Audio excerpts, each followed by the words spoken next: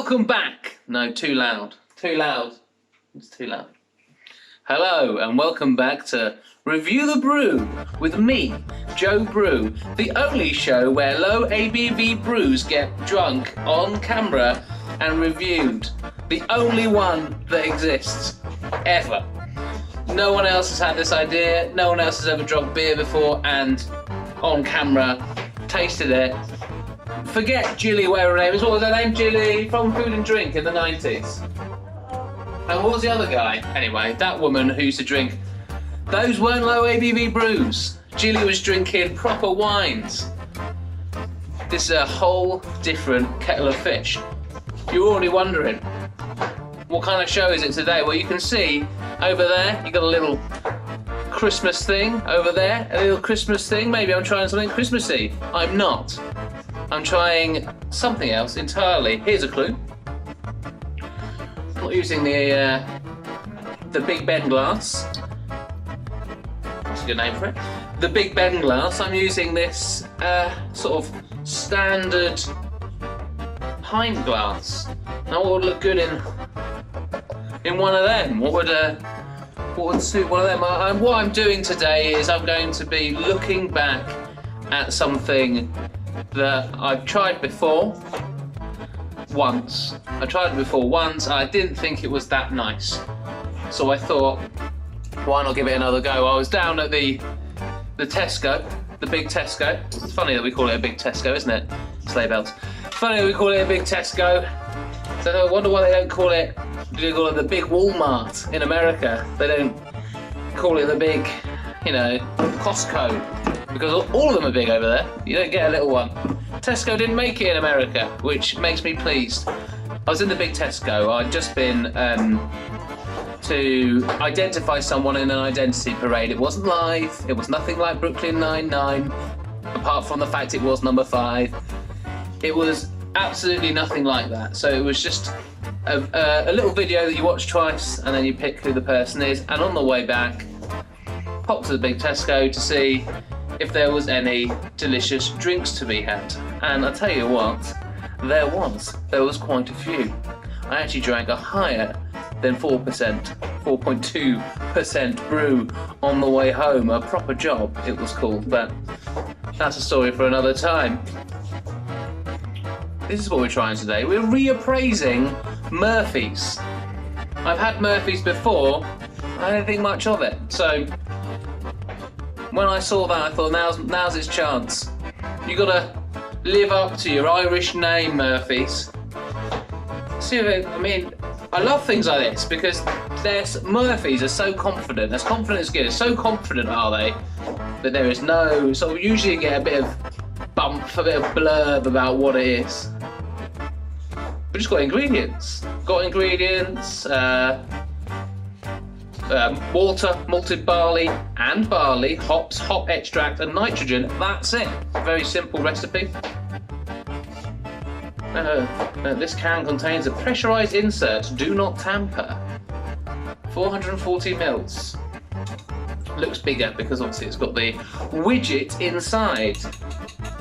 Should we just go for it? Look good in that glass, won't it? Now, we'll look at the complexion of the brew. We'll check out the nose on it. But how do I pour this? It's the main question I have now. Oh. To be fair, it smells good. It smells prongy. That could make more sense once I've poured it. Normally, when I pour a draft Guinness into a glass, I pour it just sort of straight in because I like as much head as possible. I don't really know why.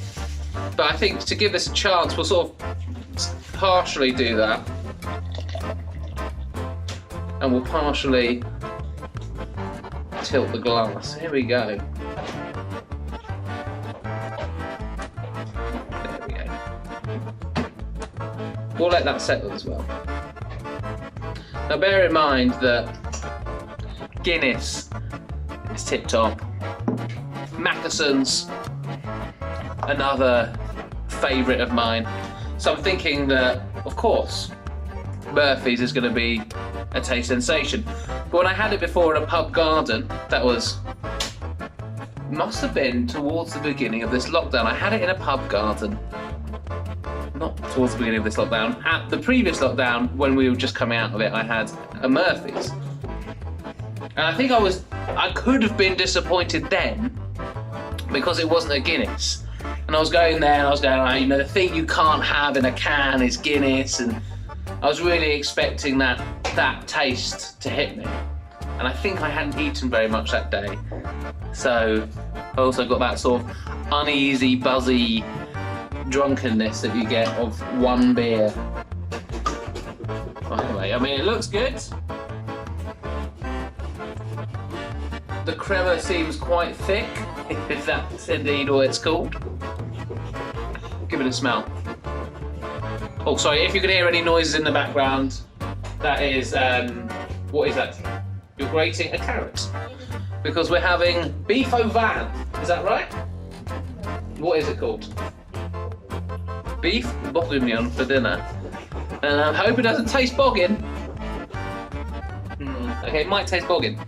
But it seems as though she's always cooking for me, but actually I cook for you a lot of the time. I only get to film these once a week. Am I joking? Nice complexion on the brew, very dark. Slightly, I'd say slightly more brown than a Guinness. Smell. I mean, you can sort of smell the tin, but that is no fault of the Murphy's. Bit of a coffee scent there. Bitter.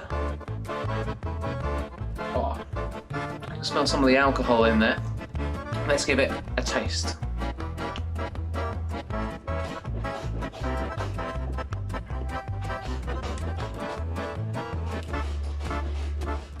Oh yes, the reappraisal is in. I'll tell you what, I would say that in a tin is much better than when I had it on tap. I'll taste it again. Oh, that is a fresh sunrise morning.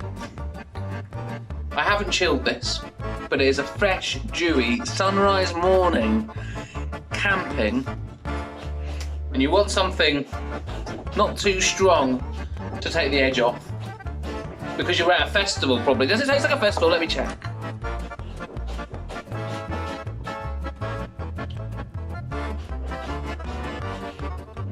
No, it doesn't. It tastes like drip trays from the 80s. It tastes like the smell that you can smell when you look at photos of pubs from the 80s. Drip trays from the 80s. That is a taste sensation. My reappraisal is just below. I would say that's a number 2. I like a stout, but I like a weak stout. This 4%, if I'm thinking correctly. Yeah, only 4%. So if you want that extra shaving of a percentage off, go for the Murphy's rather than the Guinness. It's a bit rare, but it is absolutely delicious. I will polish this off with the delicious dinner. Having a gouty day. A bit of cheese later, I think. I've already had cheese today, but maybe a bit of cheese. Got a load of cream reduced. So just cream for dessert. We have the beef bourguignon stout. Beef bourguignon with red wine in it. Stout. And just like whipped cream, I guess. Yeah? Yeah. Delicious. Anyway, this is good. This is my reappraisal is in, and it's almost on par with my 2 favourites. In fact, I'm feeling charitable, I'm feeling Christmassy. Let's put it up there with the very best of the best. Murphy's, you've made it into the top tier a trio. Meant to be an Irish accent. Going to my head. Delicious, delicious drinks. I'm afraid I've got to go because there's food cooking. It's only just started cooking. Food cooking. I've been making a fire all day. I smell that fire. I'm never washing again. Cheers. Merry Christmas.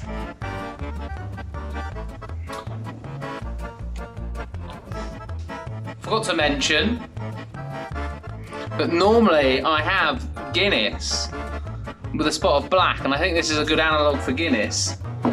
So I'm going to try it with a bit of Lidl's blackcurrant high juice in it and see whether that's only a little spot, because I've only got a little spot left.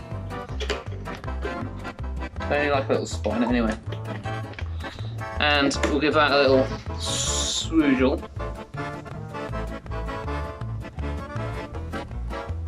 Okay, here goes.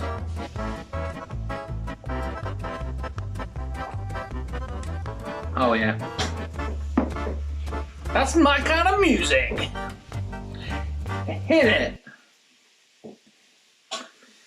Hit the music. I have got a little music player there, and just imagine it's playing something, because I'll do it in post.